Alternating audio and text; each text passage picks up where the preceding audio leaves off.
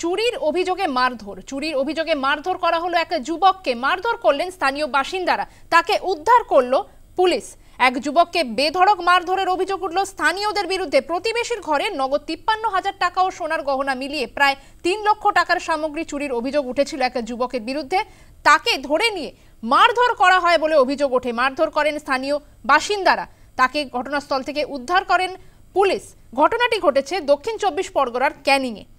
প্রতিবেশীর ঘরে চুরি এবং সেই যুবককে ধরে মারধর করেন স্থানীয় বাসিন্দারা। ঘটনাস্থল থেকে তাকে উদ্ধার করে পুলিশ। চুরির অভিযোগে মারধর করেন স্থানীয় বাসিন্দারা, যুবককে উদ্ধার করে পুলিশ। ঘটনাটি ঘটেছে দক্ষিণ 24 পরগনার ক্যানিং অঞ্চলে। প্রতিবেশীর ঘরে ঢুকে নগদ 53,000 টাকা ও সোনার গহনা মিলিয়ে প্রায় 3 লক্ষ টাকা সামগ্রী চুরির অভিযোগ উঠেছিল এক যুবকের বিরুদ্ধে।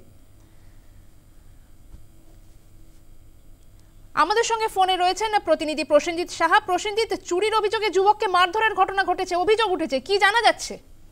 দেখো সোনালী, ক্যানিং থানার অন্তর্গত উত্তর তালদি গ্রামের ঘটনা। সেখানেই গতকাল রাত্রে এক গৃহস্থের বাড়িতে ঢুকে ছোট্টু ঘোড়ামি নামে এক যুবক নগদ 53,000 টাকা সহ সোনার গহনা চুরি করে, যা মিলিয়ে মোট প্রায় 3 লক্ষ টাকা সামগ্রী চুরি গিয়েছে, এমনটাই দাবি ওই বাড়ির মালিক ছকিনা সর্দারের। এবং তারা ছোট্টুকে হাতে নাতে ধরে ফেলে এবং তাকে বেধড়ক মারধর করলে সে কার্যত স্বীকার করেছে চুরির ঘটনা, কিন্তু ততক্ষণে সেই সমস্ত চুরির সামগ্রী সে অন্যত্র বিক্রি করে দিয়েছে বলে সূত্রের খবর। এবং এ বিষয়ে ইতিমধ্যেই ক্যানিং থানায় লিখিত অভিযোগ দায়ের হয়েছে এবং রাতেই পুলিশ ছকিনা সর্দারের বাড়ি থেকে ছোট্টুকে উদ্ধার করে গ্রেপ্তার করেছে।